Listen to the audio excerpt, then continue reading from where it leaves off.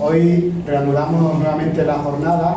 Si recordáis, ayer nos hizo una visita José Antonio Rubio Caballero en el contexto de la temática de la jornada de historia de este año, que es los conflictos internacionales, la amenaza de la democracia o los desafíos de la democracia, hablando sobre el cambio y las transformaciones que ha sufrido la Europa del Este como consecuencia de la expansión o del expansionismo en Rusia y los desafíos de los nacionalismos en el contexto de la región. Hoy tenemos doble ponencia. Hemos traído a dos grandes investigadores que van a completar, digamos, un poquito más estas jornadas y la temática de esta jornada, y hemos traído de la Universidad de Extremadura a Francisco Rodríguez Jiménez, que va a comenzar ahora su intervención, y a Daniel Fernández de Miguel. Hemos dividido, vamos a hacer seguramente entre una charla y otra una pequeña pausa de 10 minutos, ¿vale? Y creemos que debemos de usar esta jornada como departamento. Animamos nuevamente a la participación, a la atención, a la escucha, al diálogo, al debate, y a aprovechar sobre todo la gran riqueza científica que nos aportan estos profesores. Bien, voy a pasar a presentaros a nuestro primer ponente. Él es Francisco Rodríguez Jiménez. Él ya estuvo con nosotros en anteriores jornadas. Recuerdo que vino, concretamente, bueno, no vino, porque tuvimos una charla online sobre el franquismo en Extremadura. Él dio una charla que se llamaba Franco, Centinela de Occidente, sobre los pueblos de colonización, que quedó para la historia de la jornada. Hoy viene a hablar sobre las tensiones que se están produciendo actualmente en el Oriente Próximo, con el título Jalones fundamentales de la política exterior de Donald Trump. Va a analizar cómo se ha producido un desequilibrio y una fuerte ruptura, digamos, de estabilidad en esa región, como consecuencia del avance de las políticas nuevas que está desarrollando Donald Trump ante la comunidad internacional. Bien, él es doctor en Historia Contemporánea por la Universidad de Salamanca, profesor titular de la Universidad de Extremadura. Francisco es profesor visitante escolar en varias universidades norteamericanas, en la Georgetown, en la American Institute, en la Harvard, en el Instituto de Ciencias Sociales de Lisboa, en la George Washington, en la Johns Hopkins y en Bolonia. Tiene el premio de doctorado de la Universidad de Salamanca y premio de la licenciatura de la Universidad de Extremadura. Ha coordinado numerosas obras colectivas, por ejemplo, Franquismo, Autarquía y Relaciones Internacionales en los años del hambre, Use Public Diplomacy Strategies en Latinoamérica, Estados Unidos y América Latina entre la modernización y la contrainsurgencia, el Plan Badajoz entre la modernización económica y la propaganda política, el Portugal salazarista frente a la democracia, US Public Diplomacy and Democratización, bueno, términos en inglés no lo conozco mucho, en España, y mujeres universitarias en España y América Latina. Él escribe, tiene un papel muy activo en blog del periódico El Mundo, en Americracia, desde el 2017, ha evaluado proyectos internacionales para la European Research Agency y la Comisión Fulbright en Madrid y en Washington, en el Trinity College de Dublín, en la Aarhus University de Dinamarca, y colabora con diversos medios de comunicación. Por ejemplo, en la Georgetown American Institute, la NT24, Radio Televisión Española, en JKTV, Faro Server, El Mundo, Canal Extremadura, Televisión y Radio, etcétera, etcétera. Estamos encantadísimos de tenerlo aquí con nosotros, y después de su charla vamos a ver si podemos tener un debate con él y aprovechar al 100% su ponencia, y les pido un fuerte aplauso para él.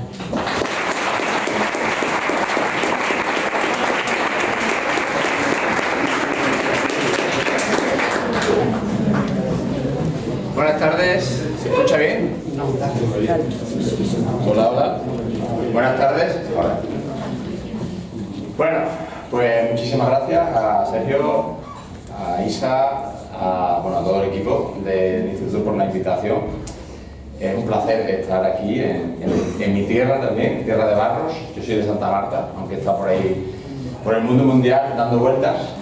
Y espero que también vosotros salgáis, sobre todo a través del programa Erasmus, que ya empiezo a promocionar. Ahora sonará a lo mejor un poco raro, pero ya mismo estáis en la universidad y tenéis que abrir la mente, como decía un poeta cantautor recientemente fallecido de Extremadura.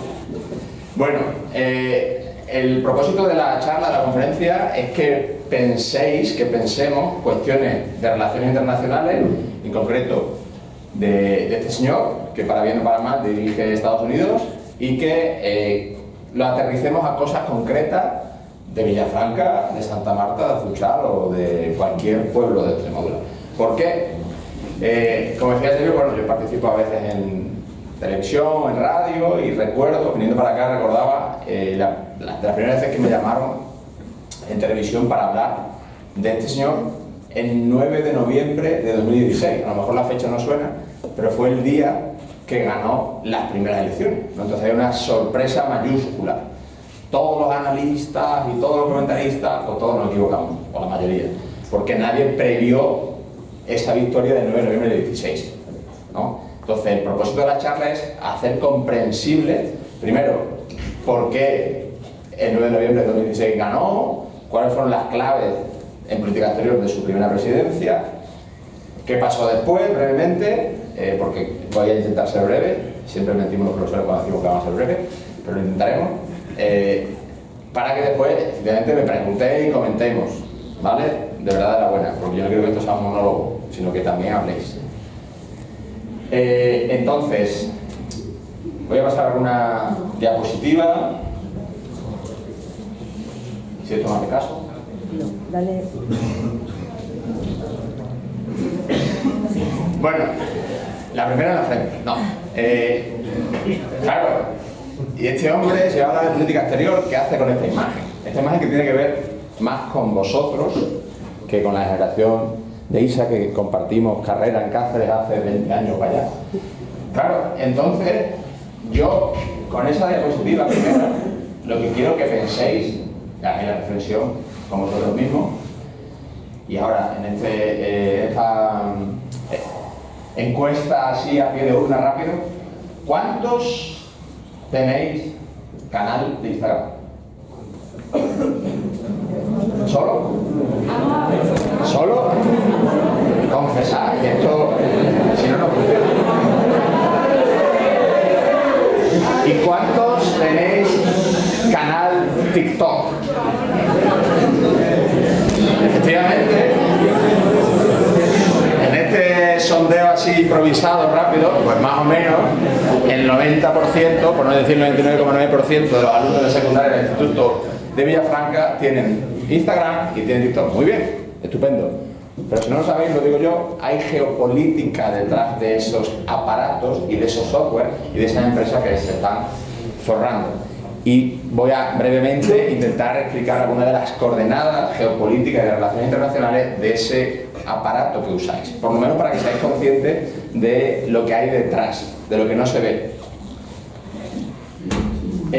Bueno, confieso, todos, yo también tengo redes sociales y todos tenemos una cierta adicción con el móvil. Lo que pasa es que hay diferentes grados y por eso quiero ya la primera generar este debate.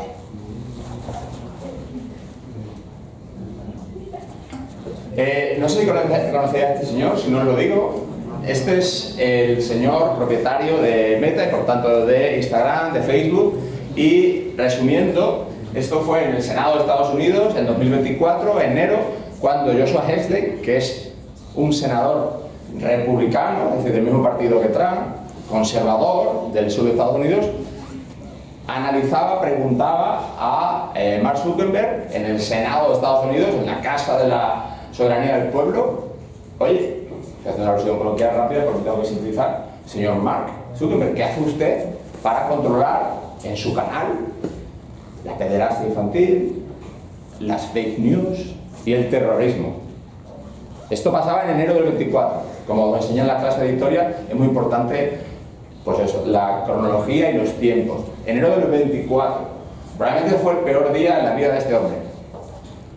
Al año siguiente, en el 25, el mismo hombre ya no estaba siendo investigado por un partido republicano de derecha conservador, sino que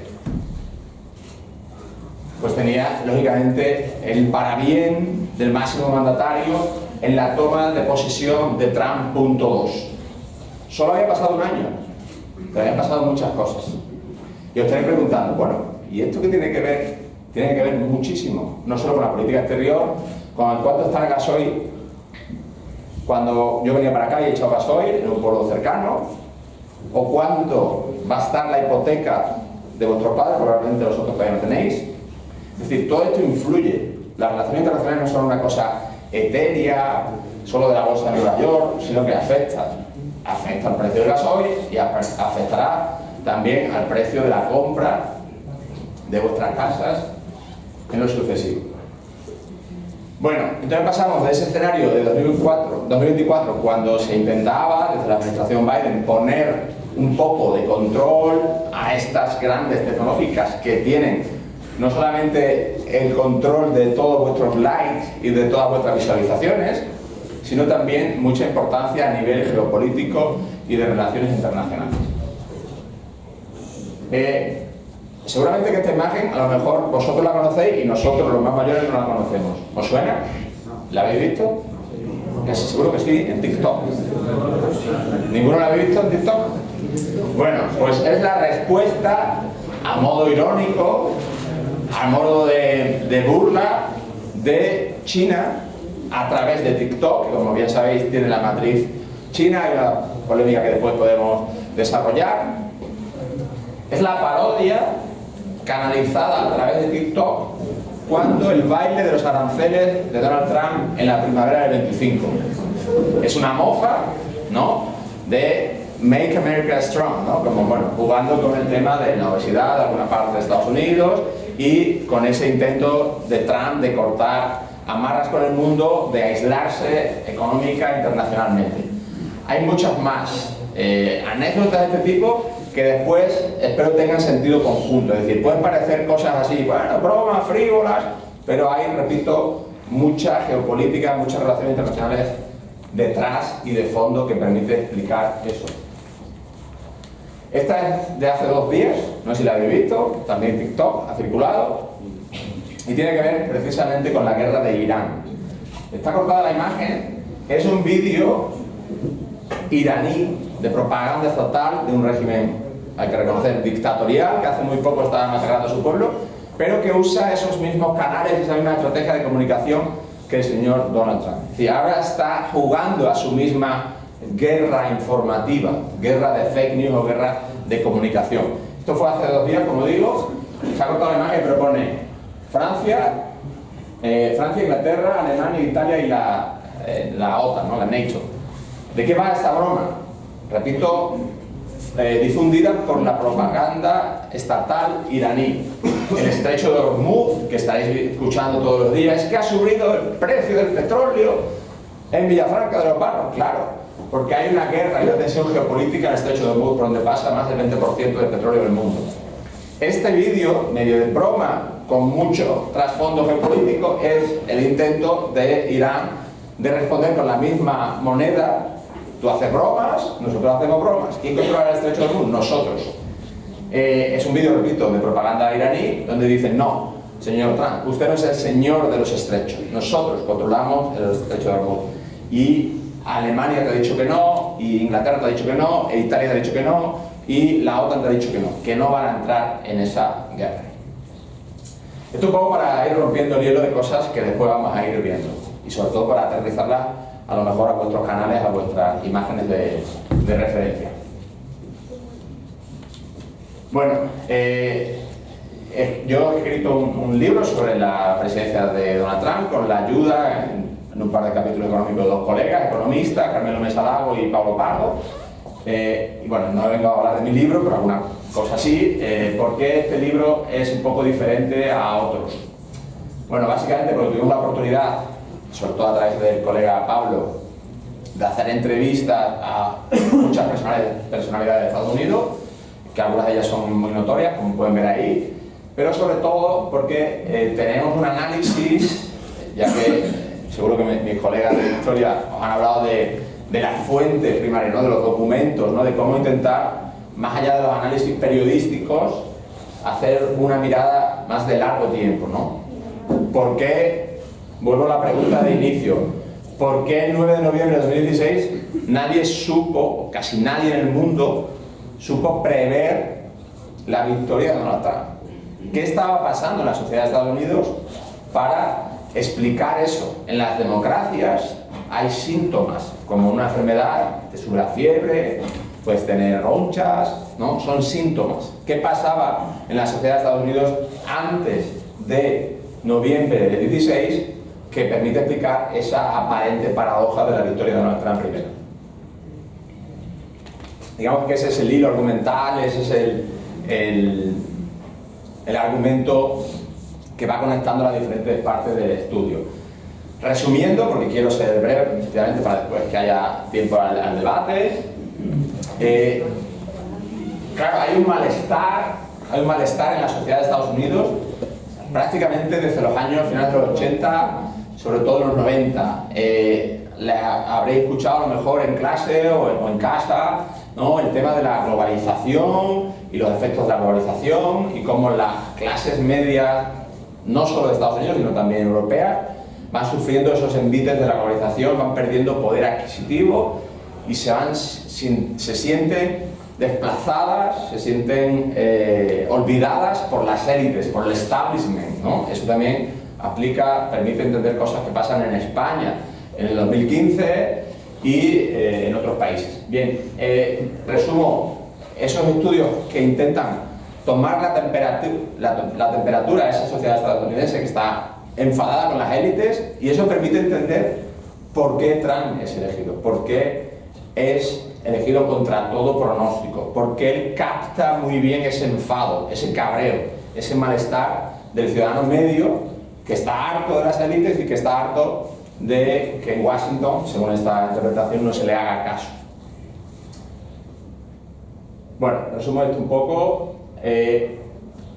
Como he visto y teníais docencia en inglés, hay alguna cosa en inglés para que también practiquemos el lingüismo de este centro. Entonces iré traduciendo. Estos son, digamos, 6 elementos, 6 claves interpretativas que pretenden explicar el porqué de este personaje y cuáles son los elementos fundamentales que nos permiten entender esa aparición. Lo primero, y lo habréis visto además también en redes sociales muy recientemente, Trump se convierte, comillas, en una especie de mesías, sobre todo para la parte de la sociedad estadounidense más religiosa, evangélica, baptista. No sé si lo habéis visto hace 2 semanas, la Casa Blanca rodeado de baptistas que le estaban poniendo la mano como su mesías. Esto, desde nuestra óptica, que es una sociedad católica pero secularizada y también más de simbolismo que de realidad, nos puede parecer chocante, pero es que hay una parte de Estados Unidos que es muy religiosa. De hecho, eso explica por qué ese suelo electoral, esa solidez del apoyo a Trump en Estados Unidos contra lo que entendemos desde aquí. ¿Cómo es posible eso? Hay una parte, en torno al 40% de la población muy religiosa, que considera que es su mesías, y esto puede parecer desde aquí grotesco, pero es muy sentido a nivel interno allí. También Trump consigue, y podemos hablar después de por qué en los campos de Extremadura y en las partes rurales de otras provincias de España, porque también hay una serie de movimientos, seguramente que Dani habla de esto, políticos extremos recientemente, porque en el fondo son las mismas o muy parecidas dinámicas. Trump también capta ese malestar del campo estadounidense, de los pueblos estadounidenses, contra las élites de las costas, contra las élites de Nueva York, contra las élites de Washington. Ese tercer factor. Bueno, previamente, os acordaréis, os sonará Obama, el presidente Obama, un presidente negro en la Casa Blanca. Y lo digo así porque así fue simbólicamente representado. Y eso, a su vez, sirve como acicate, como aliciente para espolear, para animar sentimientos racistas en Estados Unidos que estaban como ocultos, estaban soterrados. La llegada de Obama los espolea, los anima y los canaliza. Por eso pongo aquí que se calienta mucho la atmósfera política. Es decir, no podemos entender lo que pasa ahora con la polarización, que también ocurre en España, sin ese contexto previo, contexto en el que hay esa gran tensión entre el Partido Demócrata y el Partido Republicano durante la presidencia de Donald Trump, de Obama. También, otra clave interpretativa, el Partido Demócrata está atomizado entre movimientos que no tienen tanto que ver entre sí, sino que van buscando diferentes agendas. Agenda ecologista por un lado, agenda feminista por otro, agenda woke. Es decir, esto es en detrimento de una idea más de conjunto del Partido Demócrata. Y por supuesto Hillary Clinton, que tampoco se considera como la candidata mejor para combatir o para luchar a Trump. Y por último, Trump como el primer presidente, comillas, Twitter, en el sentido que él cambia las reglas del juego. Imaginad que esto es una facultad o una clase de periodismo y mañana estáis citados a la Casa Blanca para ver qué va a decir. Pues media hora antes pone un tuit, ahora X, y ya no hay ni rueda de prensa y no hay... Cambia el ritmo, cambia muy rápidamente la agenda informativa y dónde está el foco de la atención mediática. Bueno, ahora voy a preguntar, para que esto no sea tan monólogo y ya estéis más activos y participativos. Por ejemplo, tú. Sí, venga. Me han dicho, profesor, que tenéis 2 puntos por cada una de las preguntas aceptadas en la evaluación final. Bueno, ahí en el centro, hay al señor Trump cuando era joven. Os doy una pista. Cualquiera, aparte de esta chica, puede pensar qué es esto. ¿Qué tiene que ver con lo que vamos a explicar? Os doy una pista que es las Navidades de 1986. Fíjate, ya ha llovido. ¿Y qué tiene que ver con lo que estamos contando? ¿Qué está pasando ahí? Cuéntame, ¿qué crees que está pasando? ¿Una señora mayor? ¿Donald? ¿Están quemando algo? ¿Qué puede ser? ¿Sugerencia? ¿Qué pueden estar quemando? ¿Un contrato? Sí, por ahí van los tiros. Bueno, resumo porque tenemos que después tener tiempo para el debate. Día de Navidad de 1986, señor Donald Trump, un hombre generoso que ha conseguido recaudar los últimos fondos que necesita esa mujer, que es una viuda de un granjero del sur de Estados Unidos, y esto es real, que parece que es película de Hollywood, que se ha pegado un tiro para, con el seguro de su seguro personal, salvar la granja de las hipotecas usureras de los banqueros de Nueva York. Y Donald Trump es el Robin Hood que lidera esa causa para ayudar a los granjeros del sur. Esto está pasando, repito, en 1986. ¿Y por qué es importante? Porque se está consolidando, está creando su imagen como el salvador de la América rural, de la América profunda y de la América que oprime al pueblo. Y por eso tiene una gran carga simbólica ese acto de quema de la hipoteca que él ha conseguido salvar a esta familia. Bueno, las otras son más fácilmente comprensibles. Él siempre juega con los medios, juega también con los reality shows, fue presentador de televisión y tiene una gran habilidad para el manejo de los medios de comunicación y de las imágenes.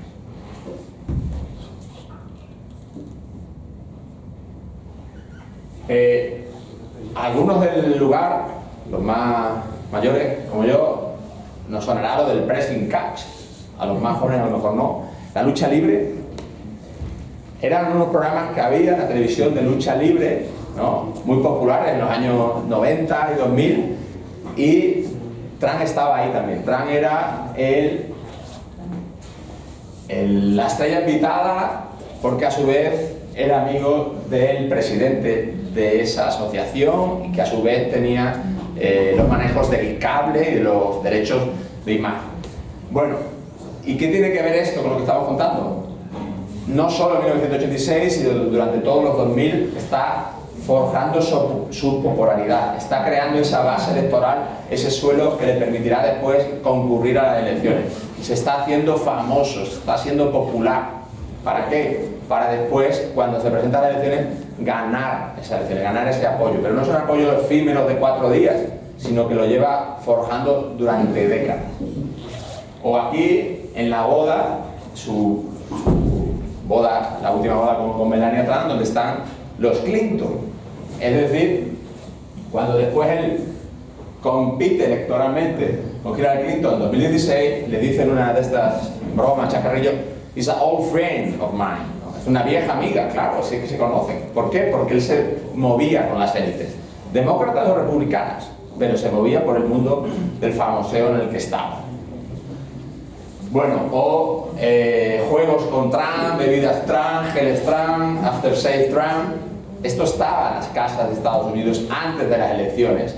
Y esto, dicho así, puede parecer otra frivolidad, pero a nivel de psicología electoral es muy importante que tú conozcas la cara del personaje al que vas a votar. Era un desconocido en la clase política, pero era muy conocido para el ciudadano medio de Estados Unidos. Bueno, America First, ¿no? América no necesita aliados, América va a independizarse del mundo, América va a cortar amarras con el mundo. Este fue el eslogan de la primera presidencia, que no es suyo, por cierto, podemos hablar de la política exterior, es ya de las diferentes vaivenes, de que incluso la Primera Guerra Mundial es esa tendencia aislacionista, que a lo mejor ya había explicado la Primera Guerra Mundial, como Estados Unidos es muy reacio a entrar, y después, incluso en la Segunda Guerra Mundial, también un momento de reticencias a esa expansión internacional. Trump, de nuevo, no inventa eso, pero sí se beneficia de esa tendencia aislacionista de Estados Unidos y la etiqueta, ¿no? La hace vendible. ¿Por qué Estados Unidos es aislacionista? Claro, Estados Unidos, desde aquí, California, a Washington, hay unas 6 horas en avión.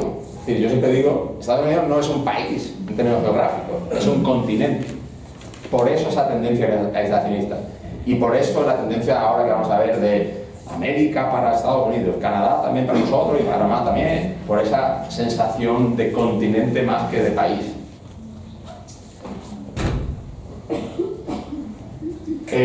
No sé si esta foto la habéis visto en algún momento, esta es un poco más conocida.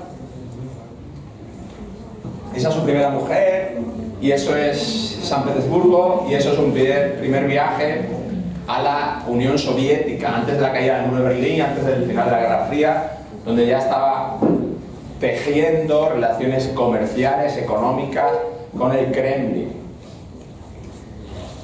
¿Y por qué es importante?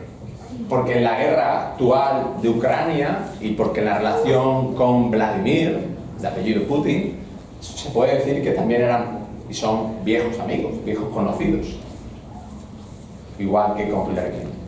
Este es el primer secretario de Estado de la primera presidencia de Trump, Tillerson, del mundo del petróleo, no por casualidad, y esto es antes de la elección de Donald Trump. Fijaros en las fechas, agosto del 16, es elegido el 9 de noviembre del 16.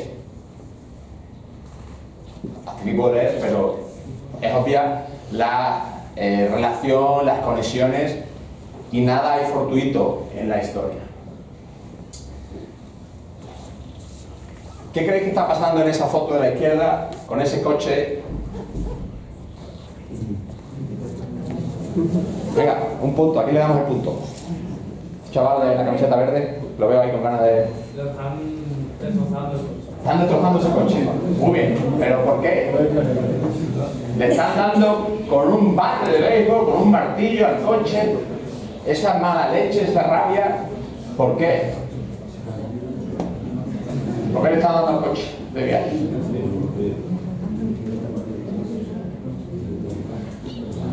Efectivamente, estamos en la zona de Detroit, la zona de las empresas automovilísticas estadounidenses. Estamos en el 86 también, y es una protesta contra lo que desde la óptica de algunos sectores de Estados Unidos considera políticas de Japón comerciales abusivas con Estados Unidos. Esas mismas retóricas que también intenta canalizar Trump son exactamente igual, además en el libro lo comentábamos, prácticamente los textos le cambian 3 comas y 4 adjetivos y es la misma política contra China. Es decir, en los años 80 Trump está ahí luchando contra Japón, porque Japón es el enemigo número 1 y es una protesta contra lo que se considera política comercial de los coches japoneses, injusta para el ciudadano medio de Estados Unidos, para el ciudadano de a pie de Estados Unidos. ¿Veis cómo hay esas conexiones? Y no es fortuito. Bueno, resumiendo un poco ese primer mandato a nivel de política exterior, hay un momento clave que es, os sonará a lo mejor, ¿no? Hace unos meses, bueno, ya fue el año pasado, el 25, la encerrona a Zelensky en la Casa Blanca, ¿no? Una encerrona donde intentó en medio de las cámaras, ¿no? que Zelensky se rindiese.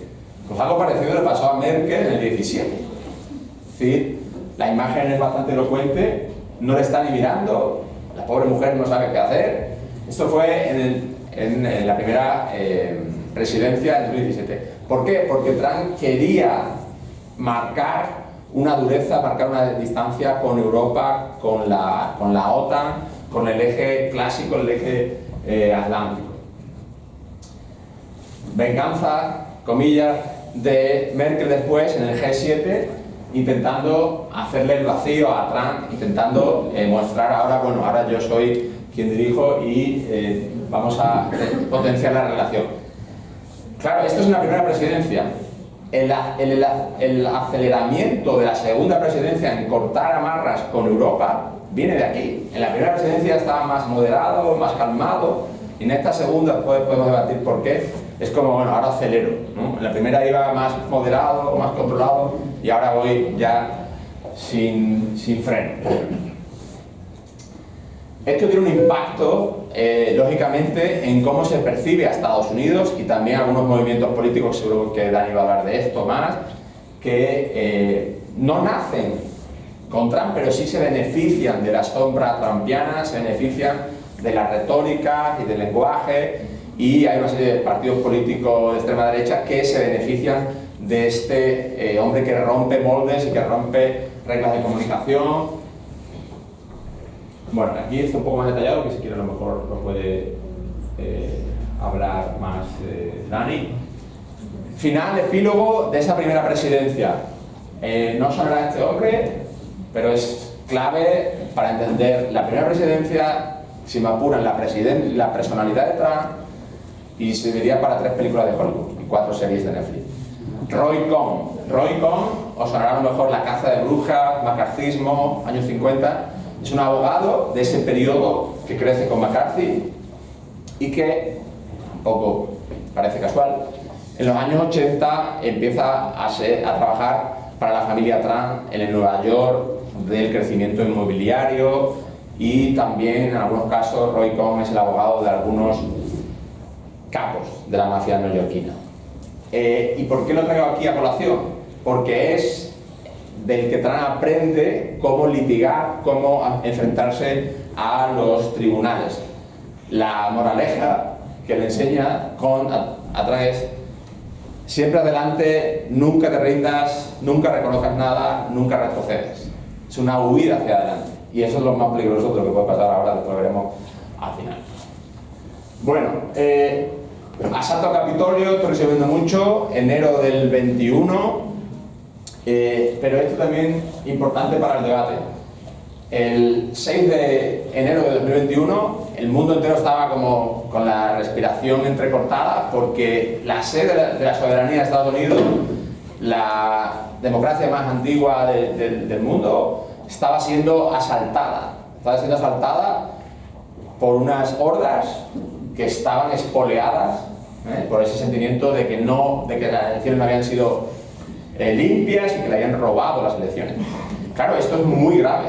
En términos históricos es como, salvando la distancia, como el golpe de Estado en España, Tejero, o como el golpe de Estado en otros países de Latinoamérica. ¿Y qué significa esta carta? Que es clave, para mí la clave de bóveda de lo que puede pasar y de esta segunda presidencia. Es una carta de 7 generales de alta graduación y un almirante, el 12 de noviembre del 21, donde taxativamente se dice: la Constitución no se puede subvertir, la Constitución hay que acatarla, señor Donald. Básicamente es el mensaje.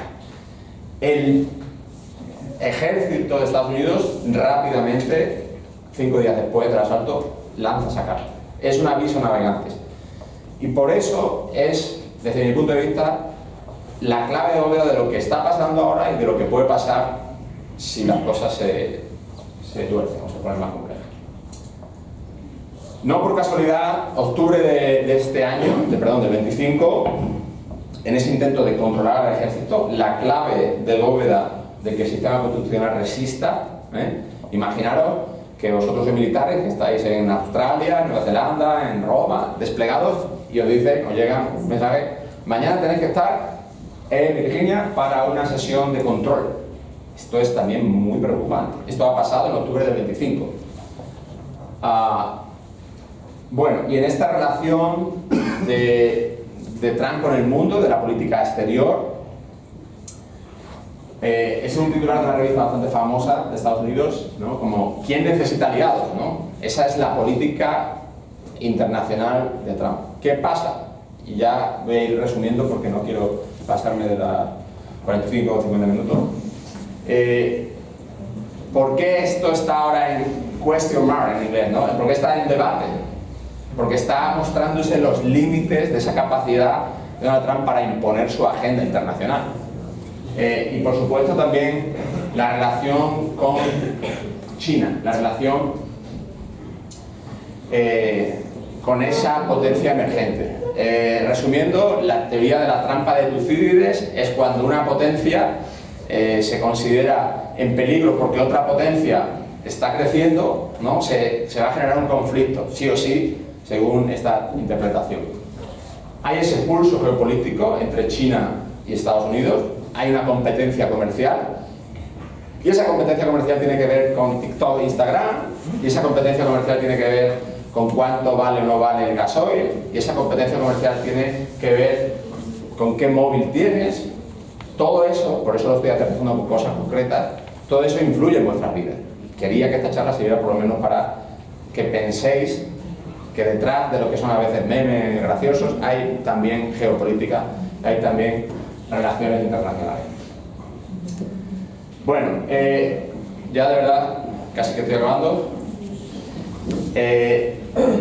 Mientras que Donald Trump se dedica, en el caso de Europa, a cabrear, permítame la expresión, a sus socios europeos, China, no de ahora, este es Hu Jintao, este es 2010, es decir, la política exterior de China en contraposición con la de Estados Unidos y con la europea en general es muy de largo plazo, a medio plazo. Ya en 2010 China intensifica sus relaciones diplomáticas e internacionales con África, y nadie de esto sabe mucho también. ¿Por qué? Porque quiere generar buena onda, buen rollo con los países africanos. No solo africanos, sino también latinoamericanos. ¿Por qué? Porque ahí pueden vender el mensaje de que ambos, los pueblos africanos, los pueblos latinoamericanos y el pueblo chino, han sufrido el imperialismo europeo, han sufrido el imperialismo estadounidense. Fijaros qué explícita las publicaciones China-África. China y África, pueblos hermanos contra el imperialismo, puede ser. Y esto, de nuevo, se frivoliza, pero es muy grave. Este es una captura de pantalla del perfil de X del hijo de Donald, que está bromeando con que su padre está en Amazon comprando Groenlandia, comprando Panamá. Esto es muy grave. Es una frivolidad, es una broma, pero es una broma muy grave que tiene muchas posibles repercusiones geopolíticas y de relaciones internacionales. En cuanto a esa relación comercial con ese pugna con China, y en cuanto a Latinoamérica, bueno, hay algún tema que lo voy a resumir, pero sobre todo la cuestión del puerto chino en Perú, de Chancay, que es visto como una competencia por parte de Estados Unidos. Y por eso esto serviría, ya sé que estoy diciendo muchas cosas, para entender el contexto de lo que está pasando en Venezuela. O sea, una de las razones de lo que está pasando en Venezuela es este puerto con inversión china en Perú. Y el miedo de Estados Unidos, Thucydides trap, el miedo al crecimiento de China, de que se esté desbancando a Estados Unidos en Latinoamérica. Bueno, en cuanto a la relación en la guerra de Ucrania y la relación estrecha con Putin, como decía, una relación que viene de los años 90, es decir, son viejos conocidos. Y esta imagen también bastante llamativa de cómo esa búsqueda de la paz, con muchos matices entre Putin y Trump en Ucrania.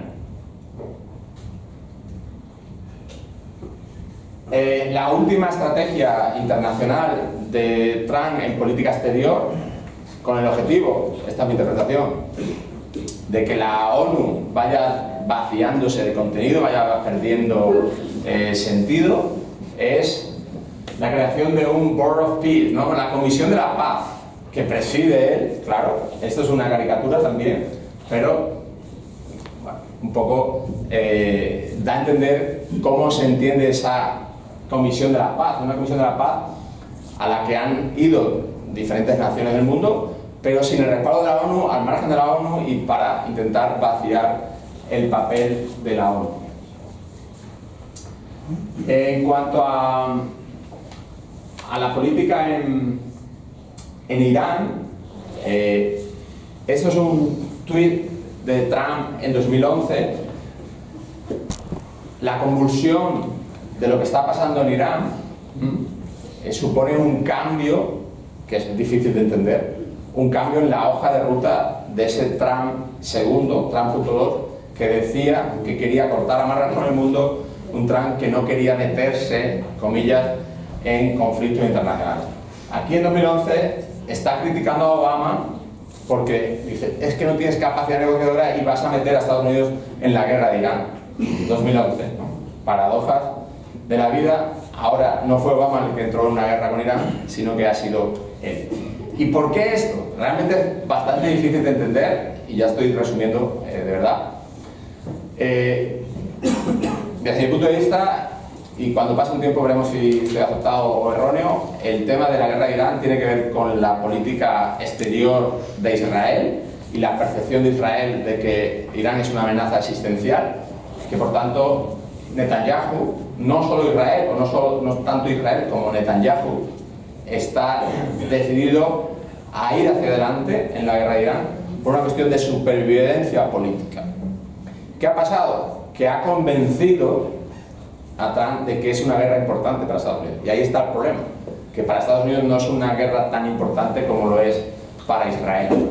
Y otra clave analítica, en el Departamento de Estado se están llevando las manos a la cabeza la política exterior de Estados Unidos porque hay análisis del Pentágono, hay análisis de militares y generales que estaban en contra de esta guerra en Irán. Entonces, ¿por qué se ha producido?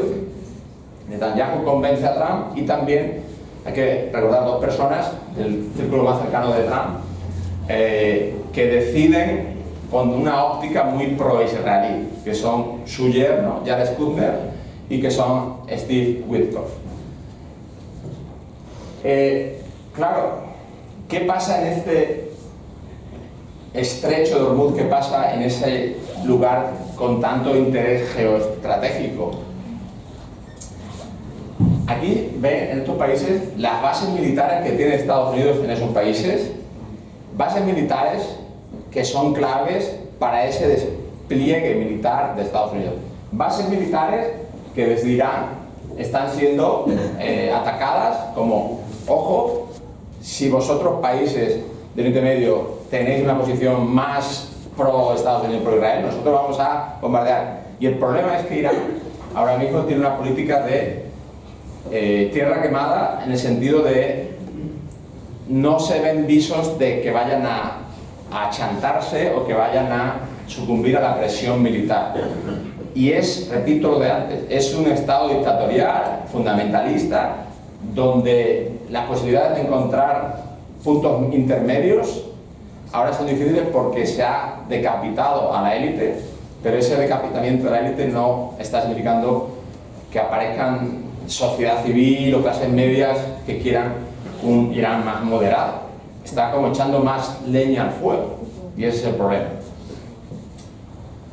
Pero claro, es que el mapa étnico, geográfico de Irán es muy complejo. Irán es un país de más de 90 millones de habitantes. Pensemos que España tiene unos 50, es decir, casi el doble de población. Tiene 3 veces más geografía que España. España son unos 504.000 kilómetros cuadrados. Irán, 1.600.000 kilómetros cuadrados. Es decir, caben 3 Españas y caben el doble de la población. No es, desde luego, Andorra, con perdón para Andorra, no es, desde luego, Venezuela, no es, desde luego, Cuba, sino que es un país que puede mantener el pulso y que sus líderes tienen el incentivo de mantenerlo porque eso refuerza a nivel interno su papel como los líderes supremos de ese país amenazado desde fuera. Bueno, lo dejo aquí para que tengamos tiempo para una pregunta de después.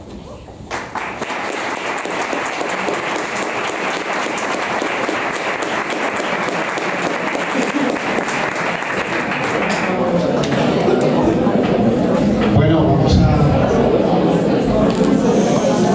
vamos a pasar, después de la magnífica intervención de Francisco, que ha sintetizado muy bien y ha dado fenomenal el tema del ascenso del centralismo, al turno de palabra, porque ya que ayer estuvimos tan escasitos, pues vamos a intentar más o menos aprovechar un poco su valiosa ponencia para que podamos aprovechar, porque si vamos a romper el hielo, lo rompo yo primero y os paso el micro cuando se vaya pasando por la cabeza algo, ¿vale? Bueno, ningún presidente estadounidense ha sido reelegido más de 8 años. En la cabeza de la administración de Trump, de lo que es todo lo que es la organización MAGA, y en el propio Trump cabe la posibilidad de que esté usando la guerra en Oriente Próximo como una forma de legitimar su nueva capacidad para poder presentarse y saltarse la Constitución a una nueva reelección. ¿Cree que está usando la guerra para conseguir ese propósito? Yo creo, lo he dicho antes, pero lo repito, yo creo que Trump se ha equivocado en esta decisión porque no va a favor de sus intereses en política interna. Dicho esto, ahora, claro, ahora estás dentro y es más fácil entrar que salir.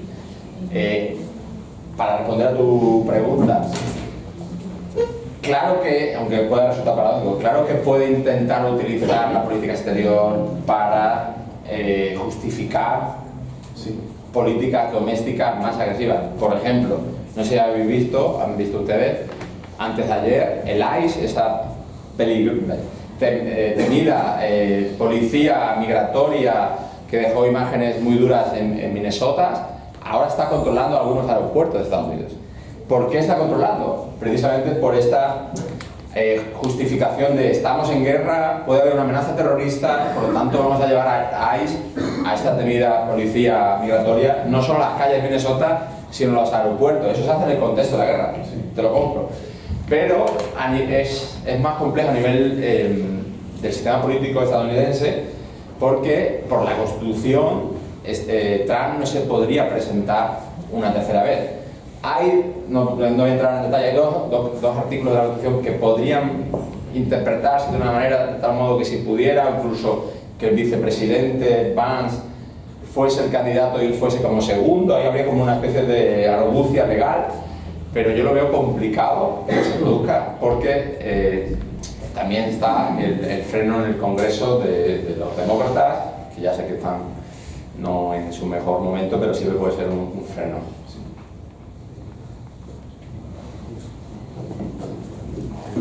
Por allí, todos los chavales inquietos. Sí, chavales. Ahí. Francisco. No, pero si hay alumnos, ¿de dónde los alumnos? No hay ninguno ahora.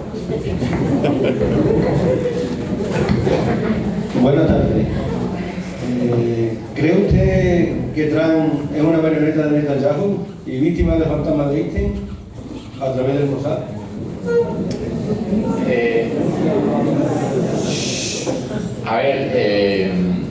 Yo creo que en esta guerra, en este ataque del 28 de febrero de Israel y Estados Unidos a Irán, tuvo un papel importante Netanyahu, como decía antes, porque a Netanyahu le interesa esta salida hacia adelante. Pensemos en una cosa, en octubre del 24 Israel sufre un ataque terrorista de Hamas, pero ese ataque de Hamas terrorista sirve a Netanyahu para su política genocida en Gaza. Y por esa misma regla de tres, ahora en el tema de Irán, Netanyahu mantiene a la sociedad civil israelí callada, o no callada, pero es más difícil criticar a tu presidente si tu país está en guerra. Esto es un principio que pasó en España en los años 20, pasó en la Argentina de la guerra de las Maldivas.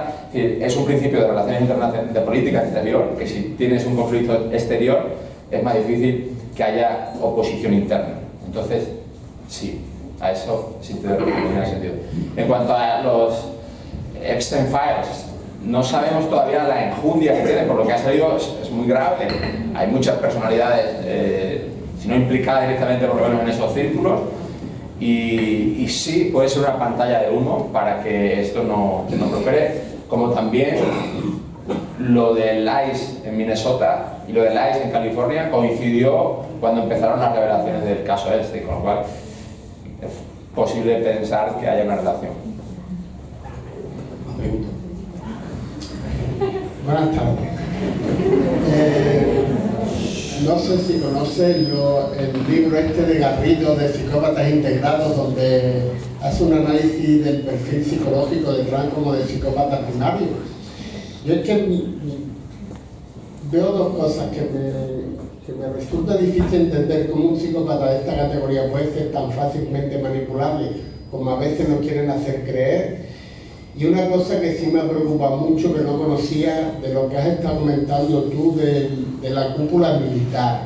Porque si algo tiene claro Trump es que es el poder por el poder. Y esas dos posibles rendijas que has abierto tú a interpretaciones de la Constitución, más la presión que está ejerciendo en el poder político, no puede estar tratando de crear una medio acabar con la democracia estadounidense, o intentando más o menos perpetuarse de alguna forma en el poder, no sé. A ver.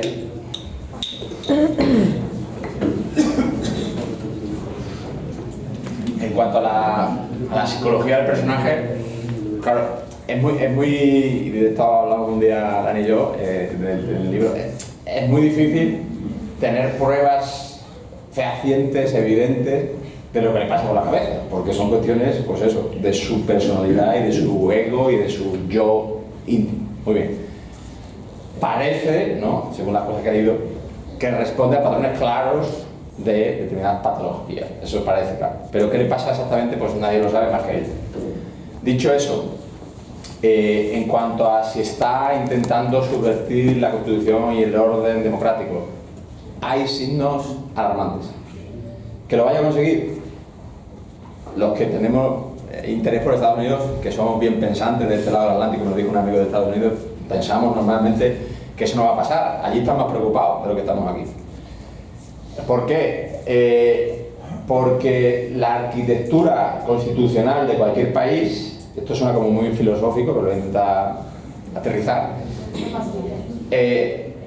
la arquitectura constitucional de una democracia se asienta en que el líder, el presidente del gobierno, el jefe de Estado, acate, obedezca las leyes. Si tú eres el presidente de un gobierno de un país o ISA de otro país y recibe una carta del constitucional de ese país, ya sea Italia, Alemania Kuala Lumpur, y ignoras esa decisión del Tribunal Constitucional, los señores del Tribunal Constitucional no tienen tanques para imponértelo. No sé si me he explicado. Entonces, ¿hay ese riesgo de subvertir el orden democrático? Sí. Queremos pensar que hay contrapesos, pero se está ahora dando. Hay síntomas preocupantes.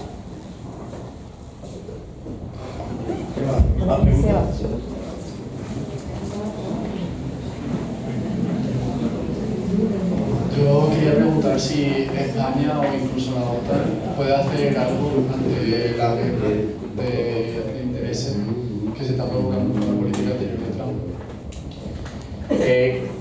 Como puse en una diapositiva, la primera, que es ese vídeo del medio de broma de Irán, claro, siempre en un conflicto las primeras 48 horas son como, ¿qué va a pasar? ¿Qué no va a pasar?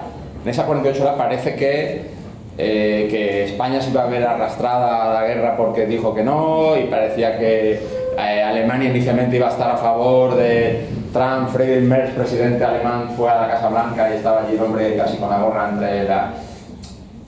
Ahora las cosas están más sosegadas a nivel geopolítico, y ahora los países europeos, Alemania, Francia, incluso la Italia de Meloni, y digo esto porque es más afín políticamente, es la extrema derecha italiana, está diciendo, señor, no es nuestra guerra, no es la guerra de Europa. Y eso lo está diciendo también Gran Bretaña, que es su aliado clásico. Por tanto, ahora mismo todo puede pasar, pero ahora mismo yo no vislumbro, no preveo que Europa o que la OTAN se vea arrastrada, porque la OTAN y los países europeos están diciendo it's a war, no queremos tener que ver en esta guerra.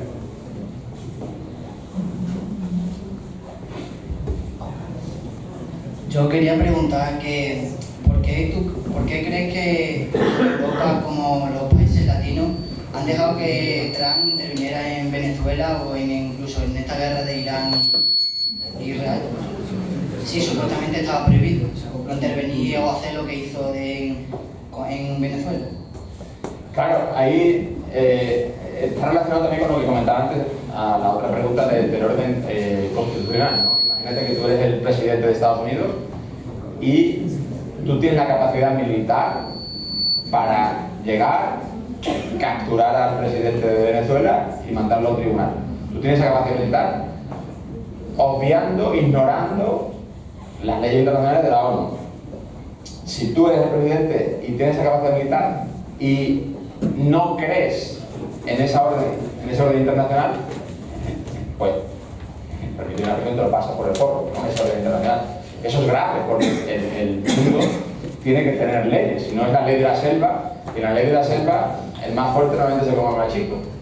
Y en el caso concreto de España o de Extremadura, somos un país pequeño en términos geopolíticos mundiales, entonces necesitamos, la Unión Europea necesitamos ir de la mano de nuestros socios europeos, porque cada país por su cuenta sería un desastre para cada uno de esos países por su cuenta.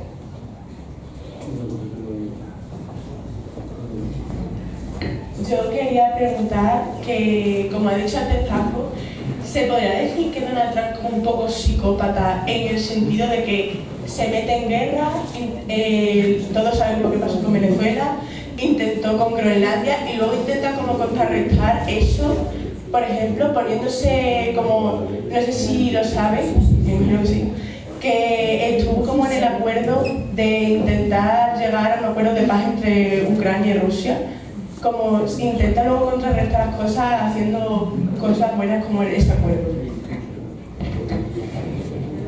A ver, claro, el tema psicológico es un tema muy difícil de ser preciso, porque yo no estoy en la cabeza de ese hombre y tampoco quiero divagar más sobre lo que le pasa o no le pasa a nivel psicológico.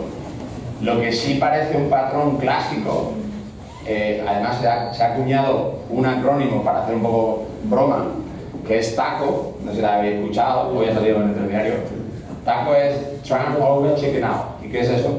Trump siempre como que al final se echa para atrás, ¿no?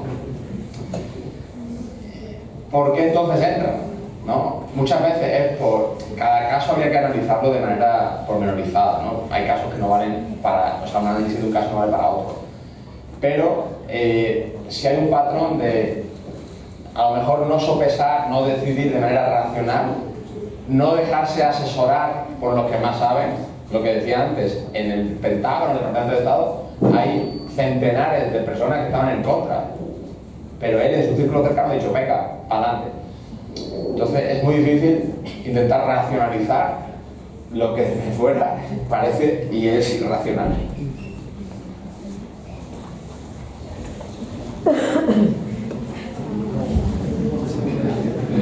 Yo te quería preguntar, son dos preguntas. Hace varias semanas en Estados Unidos con un vídeo sobre un feedback, sobre los movimientos y los bombardeos que hizo en suelo iraní con la canción de la Macarena. ¿Crees que fue un guiño como que España es uno de los menores colaboradores cuando se toma una decisión en Estados Unidos? Es probable porque él siempre juega a hacer la gracia. ¿Qué pasa? Como he empezado diciendo, ahora Irán, ahora China le están pagando con su misma moneda. Es decir, en el vídeo primero lo podéis ver. Irán se ríe del poder que él tiene sobre el estrecho de Hormuz y China se ríe de lo que pasó en la Casa Blanca cuando había subastistas que le estaban poniendo la mano como si fuera su mesías. ¿Que lo utilizó intencionadamente para reírse de Sánchez? Es probable. Pero siguiendo con este tema hay incluso análisis sobre la geopolítica de los memes, que puede parecer, por eso he empezado, ¿cuántos tenéis Instagram escrito? Puede parecer una cosa frívola, pero hay mucha geopolítica detrás. Igual que probablemente tengas razón tú en esa pregunta y en ese análisis, creo que fue hace 2 semanas, en un estadio de fútbol de Turquía, se hizo lo contrario, pero olé España, victoria a favor de España, porque Pedro Sánchez había mostrado duro ante Trump y Turquía quiere que no siga la guerra en Irán. Eso quiero decir que esto es una guerra comunicativa de bromas, pero que tiene mucho trasfondo geopolítico detrás. Y la segunda pregunta es, sabiendo que Trump se mueve mediante los recursos económicos, por ejemplo con Venezuela, sacó a Maduro, yo creo que porque tenía gran cantidad de petróleo que iba también destinado a China. Entonces, ¿crees que puede haber una traición después de Trump junto a Netanyahu para quedarse esas petrolíferas, esos grandes parques petrolíferos?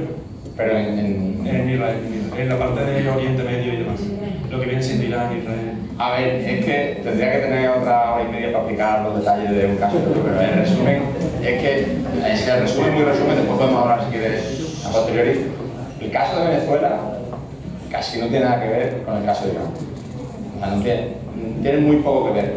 En el caso de Venezuela había unas motivaciones económicas para intentar que ese rico país en petróleo exporte, importando, eso favorezca a la economía de Estados Unidos, por supuesto. Pero es que el problema de Irán, como decía antes, es que no es Venezuela, no es internamente un país que se vaya a rendir fácilmente. Y lo que está produciéndose por esa capacidad de Irán de cortar el flujo comercial, el flujo de petróleo que pasa por el estrecho de Hormuz, es que puede hacer daño económicamente a Estados Unidos y a Villafranca de los Barros y a mi pueblo y a Tutti Quanti, porque mucha parte del comercio mundial del petróleo pasa por ahí. Entonces, por eso que se ha interpretado erróneamente la capacidad de decapito al dictador iraní y ya, venga, vamos a empezar a exportar petróleo. Es que es muy simplista y erróneo ese análisis.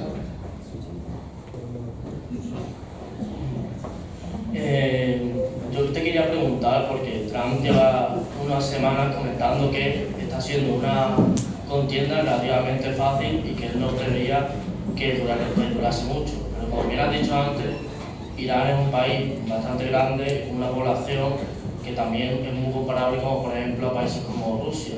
Y quería preguntarte si crees que esta campaña va a durar mucho tiempo, como por ejemplo la de Ucrania, o simplemente va a ser rápida, como dice Trump. Pues mira, hoy lo comentaba precisamente en la televisión, en esa misma pregunta. Claro, la guerra de Ucrania dura ya muchísimo más de lo que se pensaba inicialmente. La guerra de Irán puede empantanarse y durar 3 o 4 años.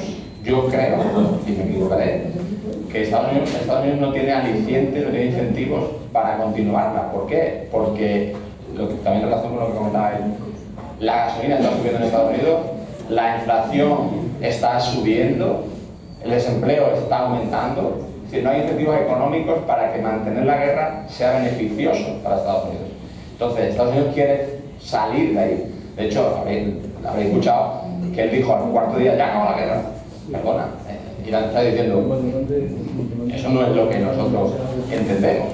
Entonces yo creo que Trump quiere acabarla pronto, otra cosa es que pueda, y otro factor de análisis es que Israel quiera acabarla pronto, porque Israel, lo que ya ha comentado Netanyahu, es casi, aunque suene duro, mientras peor mejor, para mi interés de intentar erradicar cualquier tipo de enemigo político religioso en mis cercanías.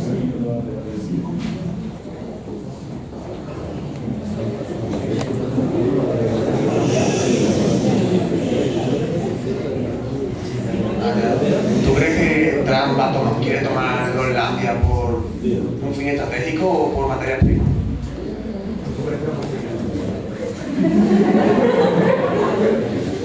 A ver, el caso de Groenlandia, ahora a nivel informativo ha bajado, ¿no? Pero puede reemerger dentro de 2 días.